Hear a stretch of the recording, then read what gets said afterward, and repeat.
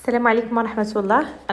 غادي نوريكم واحد القضية كيف كنعرفوا بان مؤخرا لي زامبو ولات كتعطي لا ريسبونسابيلتي لي سوسيتي باش هما يتحققوا من لي فورنيسور اللي كيخدموا معاهم واش كاينين ايفيكتيفمون ولا كيعطيوهم دي فوس فاكتور.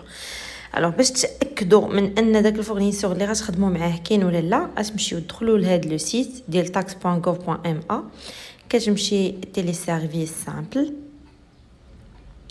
كتمشيو لغوشيرش انتربريز، اكسيدي ا سامبل، فوالا كيخرجك في هاد البلاتفورم. الوغ هنايا في هاد لاباج كتجي كتختار رقم اللي بغيتي، مثلا ار سي، وهنا كتكتب الار سي ديال لا سوسيتي اللي غادي تخدم معاها، المدينه فين عندها السجل التجاري، كدير ريشيرش وتخرج لك لي زانفورماسيون كاملين ديال لا سوسيتي ياكو.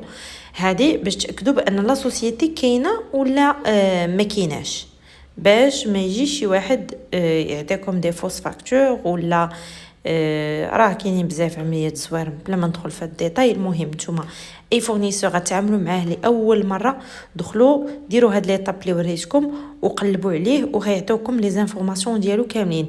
الا ما عندكمش الار سي خذوا لياف، فوالا كتختاروا هنا لياف وكتكتبوا نيميرو ديال لياف كديروا ريشيرشي. الا ما كانش عندكم لياف كديروا لي سي او، ديروا لي سي او ديالهم وديروا بحث وكتخرج لك لي زانفورماسيون ديال الفورنيسور كاملين. ما حدايرش الصراحه شي هذا